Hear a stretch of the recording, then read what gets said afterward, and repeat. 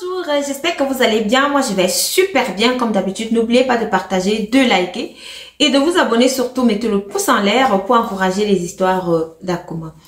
Alors, si vous passez ici pour la première fois, à travers nos histoires, nous donnons des conseils et nous tirons chacun des morales. Il est conseillé de boire 2 à 3 litres d'eau par jour. Cela est très bien pour votre santé. Et à travers cela, nous évitons aussi d'attraper certaines maladies. Aujourd'hui, on va donc parler de l'histoire de Rose. Cette histoire, elle a une très bonne morale. Cette histoire, elle m'a fait couler une larme. Elle est très triste parce que Rose, à la fin, elle s'est rendue compte qu'elle avait fait une bêtise. Alors, écoutez l'histoire. Rose, elle avait épousé un monsieur. Elle aspirait au mariage d'abord. Et puis, elle a épousé un monsieur. Le monsieur, il avait beaucoup d'argent. Il était riche. Il était bien. Il venait d'une bonne famille. Rose, après le mariage, vous savez, chez nous en Afrique, on attend toujours. Tout le monde se met à regarder, mais est-ce qu'elle n'est pas encore enceinte? Ça fait 6 mois qu'elle est mariée. Ça fait 8 mois qu'elle est mariée. Elle attend quoi pour tomber enceinte? Même si vous avez d'autres plans dans votre tête, mais les gens, déjà dans la famille, commencent à parler. Il y a votre belle famille qui est là. Il y a votre famille à vous qui est là. Tout le monde se met à regarder. Est-ce qu'elle a beaucoup de salive dans la bouche maintenant? Est-ce qu'elle est fatiguée? Et ainsi de suite, juste pour savoir si vous êtes enceinte. Mais c'était pas le cas pour Rose et son mari. Le mari de Rose, il était tellement compréhensif. Rose est entrée dans une grande famille où le mari de Rose aussi, il avait des frères qui étaient aussi mariés. Le mari de Rose aimait sa femme. C'était un très bon couple. Ils s'aimaient, ils se comprenaient et ils s'écoutaient. Alors, ils ont passé 1 an, ils n'arrivaient pas à faire d'enfants. Ils ont passé 2 ans, ils n'arrivaient pas à faire d'enfants. Ils ont passé 3 ans sans enfants. Rose s'inquiétait, elle se posait la question de savoir est-ce que c'est moi le problème, est-ce que c'est mon mari? Vous savez, lorsque vous arrivez dans une grande famille où vous trouvez votre mari qui a aussi des frères qui sont mariés, vous êtes déjà tous comme une famille et vos belles-sœurs, vos coépouses, entre guillemets, elles sont comme vos sœurs. C'est alors qu'une des coépouses, elle vient voir Rose et dit à Rose que, mais Rose, ça fait 3 ans aujourd'hui, tu n'arrives pas à enfanter. Mais qu'est-ce qui se passe? Est-ce que tu es déjà allé à l'hôpital avec ton mari au moins pour voir qu'il y a un problème? Qu'est-ce qui se passe? Rose dit à sa coépouse, non, je ne l'ai pas encore fait. C'est alors que Rose, elle a attendu le soir lorsque son mari est rentré du travail. Elle a dit à son mari que bon, franchement, il faut qu'on aille à l'hôpital pour voir s'il y a un problème. Parce qu'il est inadmissible que jusqu'à présent, après 3 ans de mariage, on a déjà essayé que je n'arrive pas à tomber enceinte. C'est ainsi que Rose et son mari sont donc allés à l'hôpital. Ils ont fait tous les examens appropriés. Le médecin leur a dit, non, vous n'avez pas de problème, attendez juste le temps de Dieu. Rose est donc rentrée à la maison avec son mari. Lorsqu'elle a fini de faire tous ces examens-là, elle a appelé sa coépouse pour lui dire que, comme tu vois là, j'ai suivi ton conseil, je suis partie à l'hôpital. Le médecin dit que mon mari n'a pas de problème. Moi non plus, je n'ai pas de problème et qu'on doit attendre.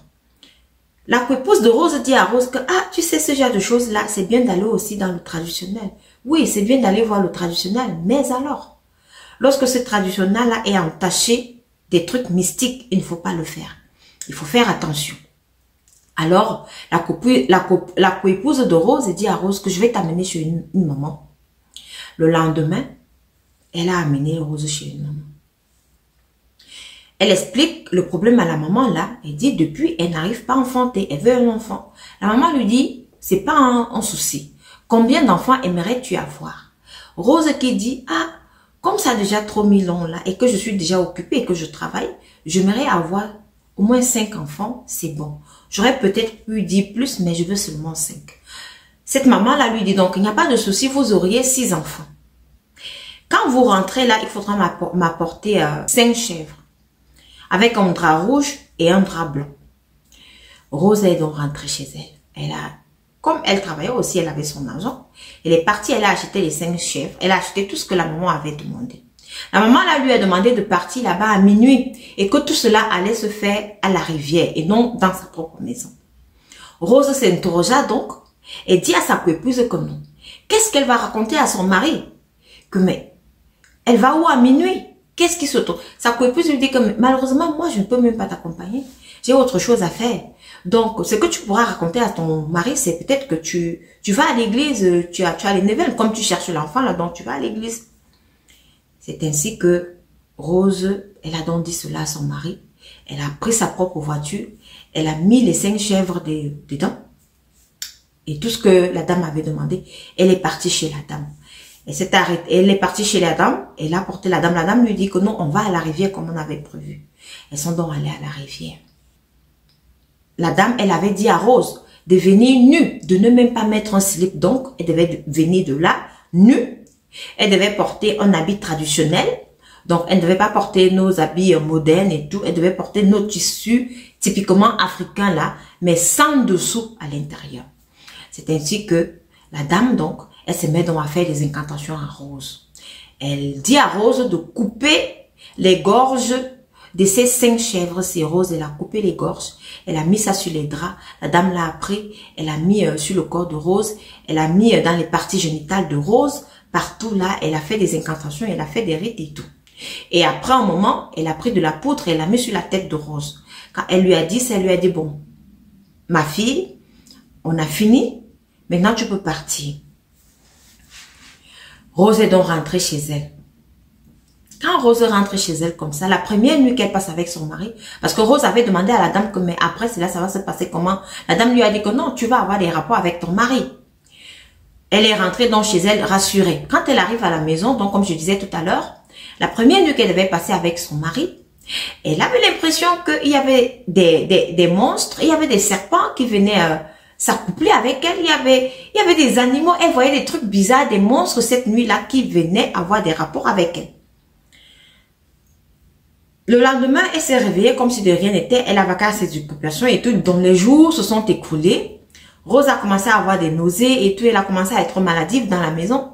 Son mari, il regarde comme ça, il dit que, mais est-ce que ça, ce ne sont pas les signes de la grossesse? Son mari, il était hyper content après avoir attendu plus de 3 ans et demi. Voilà que sa femme tombe enceinte. C'est comme ça que sa femme était aux petits soins. Il a amené sa femme à l'hôpital. On a fait des examens. On a dit que non, elle était enceinte. Ils étaient tellement contents dans le genre que même si elle se réveillait à 2 heures du matin pour demander même du poisson braisé à son mari, il allait se lever et aller chercher le poisson braisé pour son épouse bien-aimée. Alors, la grossesse a donc atteint 9 mois. Rose, elle est donc partie à l'hôpital avec son mari pour accoucher. Elle a accouché d'un enfant. Mais lorsque l'enfant est sorti, les infirmières regardaient Rose. Bizarrement, Rose se rend compte que non, mais les infirmiers sont en train de la regarder bizarrement. Qu'est-ce qui se passe? Rose pose la question de savoir, elle veut avoir son enfant. Elle regarde son enfant, l'enfant c'était un monstre. L'enfant avec les dents dans la bouche. L'enfant avait les dents dans la bouche. Précision, cette histoire était passée à Digital Congo. Je sais pas, les gens qui ont l'habitude de regarder, cette histoire était passée à Digital Congo. L'enfant est né, c'était un garçon avec les dents dans la bouche. Rose s'écria, elle dit, mais c'est quelle façon ça? J'ai passé des années et des années sans enfant, mais lorsque je suis tombée enceinte, pourquoi seulement en fait ce genre d'enfant que Dieu me donne? C'est alors que sa coépouse qui l'avait amenée chez la féticheuse, la maman là, elles sont aussi arrivées à l'hôpital, elles ont regardé et tout. La maman là lui a dit que, comme je t'ai dit que tu ne dois pas tuer cet enfant. Donc tu dois garder cet enfant. C'est cet enfant qui va veiller sur ses frères. Donc tu dois seulement le garder. Il est comme ça, comme un monstre, mais lorsqu'il va grandir, il va changer un tout petit peu. Rose, elle a dit, ah, elle va faire comment? Elle garde son enfant. C'est comme ça que même sa famille, sa belle famille, tout le monde est venu voir l'enfant. On se rend compte que l'enfant est un monstre. On se met à lui dire que mais ce n'est que ce genre de monstre d'enfant que tu peux nous faire et tout. Hein, cela veut dire quoi? Ça veut dire quoi? Ainsi de suite. Rose, vous connaissez nos familles africaines. Lorsque tu épouses une femme qui tarde à enfanter, c'est la catastrophe. Vous pouvez vous imaginer. Rose rentre dans ce idylle avec son enfant. Et Rose se dit non, je ne vais pas donner le sein. Un enfant qui a les dents, plus de 32 dents là, comme un adulte dans la bouche, je ne peux pas. Je vais pas lui donner mon sein. C'est comme ça qu'elle a commencé donc à lui donner le biberon. L'enfant a grandi. L'enfant a eu 2 ans. L'enfant a eu 3 ans, l'âge d'aller à l'école. L'enfant, il est parti à l'école. Donc, l'enfant, il communiquait seulement avec ses parents, mais dehors, il ne parlait pas. Lorsqu'il a donc commencé l'école comme ça, l'enfant était extrêmement intelligent, mais il était un monstre. Il ne parlait pas. Il se levait seulement le bras pour dire quelque chose, il écrivait. Et tout le monde, les maîtres, étaient tellement étonnés que, mais quel est cet enfant qui ne parle pas, mais qui connaît tout? Alors, précision, cet enfant, c'était pas un enfant, c'était un vieillard. C'était un vieillard. Cet enfant-là. Quelque temps après, Rose, elle est tombée encore enceinte. Le mari content, la famille, toute la famille était contente que non, mais elle est enceinte et tout. C'est comme ça qu'elle attend encore ses 9 mois. Elle s'en va à l'hôpital pour accoucher. Elle accouche maintenant les jumeaux. Elle a accouché 2 filles. Rose était contente. Les enfants étaient bien portants. Les enfants étaient beaux à voir. Son mari aussi était content. Toute la famille était contente. Que, ben, enfin, voilà, des belles créatures que Rose et son mari ont pu enfanter. Rose, elle a passé 1 an avec ses enfants, 2 ans avec ses enfants. Ses enfants avaient maintenant 3 ans. Pendant qu'elle était en train de donner à manger à l'une, elle a commencé à convulser. L'enfant a commencé à convulser. C'est ainsi que Rose s'est précipitée pour amener l'enfant à l'hôpital. Quand elle arrive à l'hôpital là-bas, l'enfant est décédé. Rose s'écria que non, c'est pas vrai. Pendant qu'elle est en train de pleurer là, pour pouvoir prendre le téléphone, appeler son mari pour lui dire que voilà ce qui se passe. Elle reçoit le coup de fil. L'enfant qu'elle avait laissé à la maison aussi en même temps là, puisque elle était en train de donner à manger aux 2 pendant qu'elle avait l'autre sur ses jambes. On appelle Rose pour lui dire que celle que tu as laissée aussi, elle a aussi convulsé et elle n'est plus. Waouh, la catastrophe.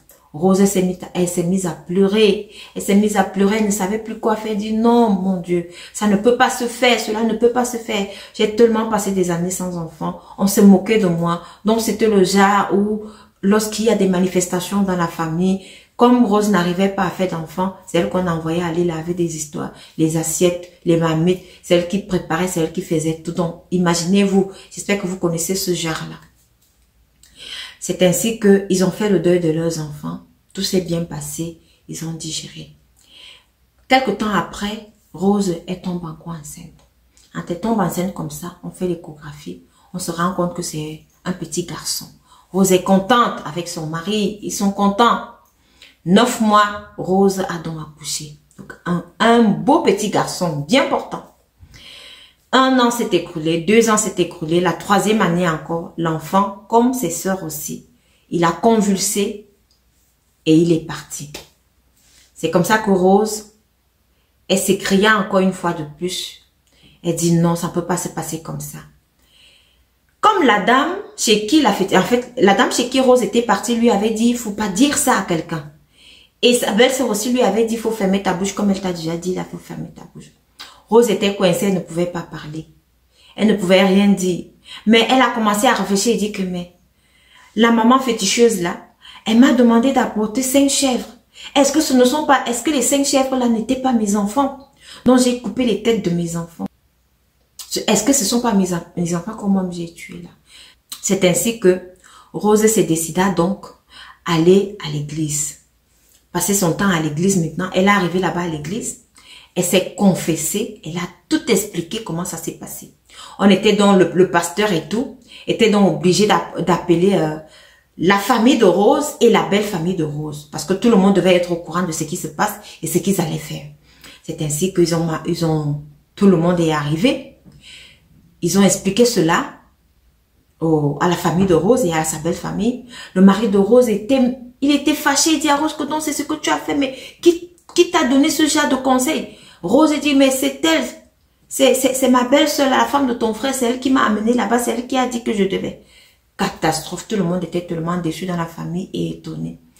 Le pasteur, il dit à Rose que la seule solution là maintenant, là, c'est d'en finir avec cet enfant. Parce que si on ne le fait pas, parce que c'est lui qui est en train de manger ses frères, si on ne le fait pas, vous-même, vous êtes en danger dans la famille. Donc, il faut aussi chercher certains hommes de Dieu pour qu'on soit ensemble et certains tradipraticiens qui font vraiment leur travail de tradipraticiens, pas ceux qui sont mystiques là.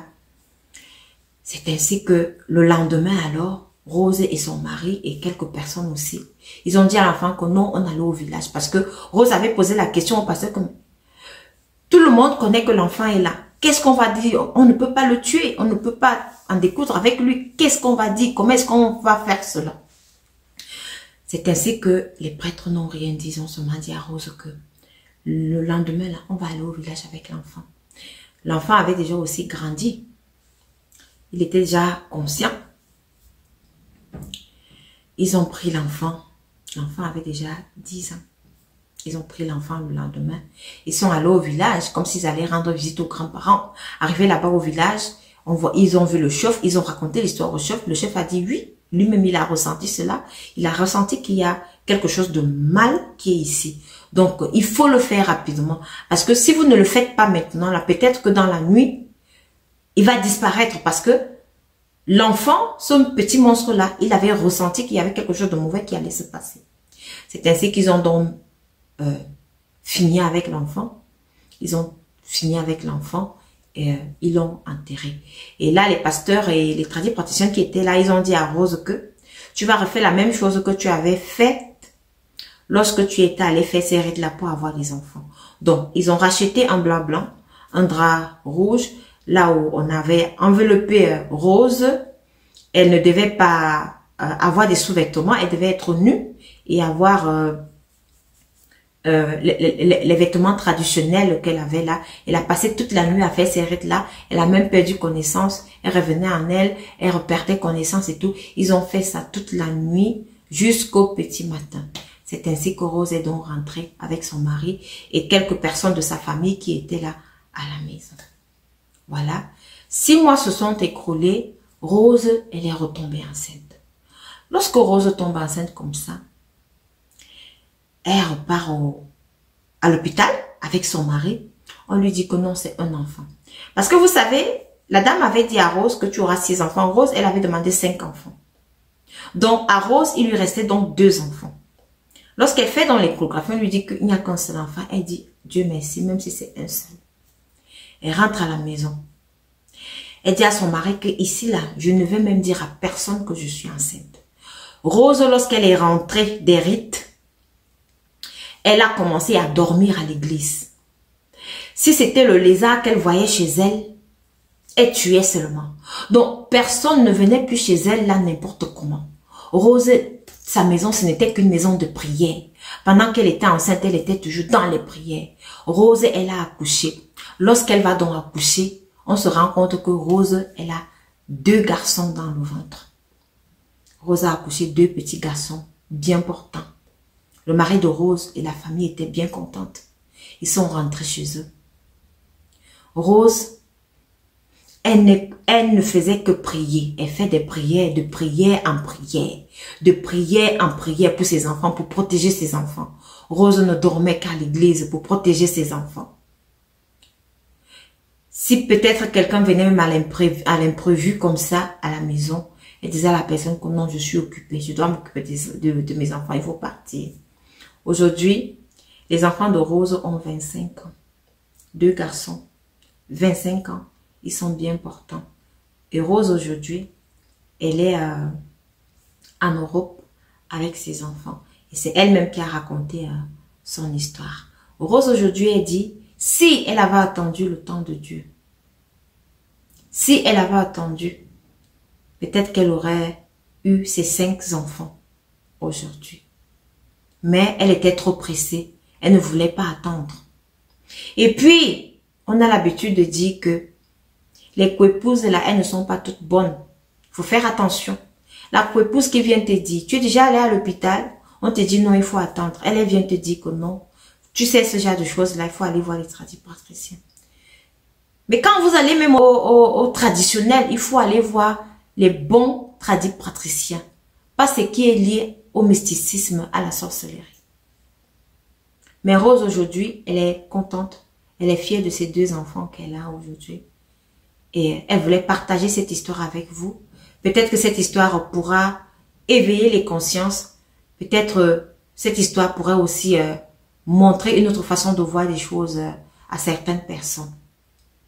On dit tout le temps, il faut attendre. Chaque chose a son temps. Le temps de Dieu n'était pas encore arrivé. Mais Rose, elle a voulu anticiper les choses. Et voilà qu'elle est allée signer un pacte. Un pacte qui a été vraiment très fatal pour elle. Elle a aussi écouté sa coépouse. C'est pas toutes les coépouses qui nous aiment. Lorsque vous arrivez dans une famille où il y a peut-être 5 garçons ou 7 garçons, chacun a sa femme, on se dit, il y aura de l'harmonie, mais il y a toujours de la jalousie. Ce ne sont pas toutes vos coépouses qui vous aiment. Il faut faire attention, prenez soin de vous et j'espère que vous avez aimé l'histoire. Merci de m'avoir écouté et rendez-vous à la prochaine vidéo.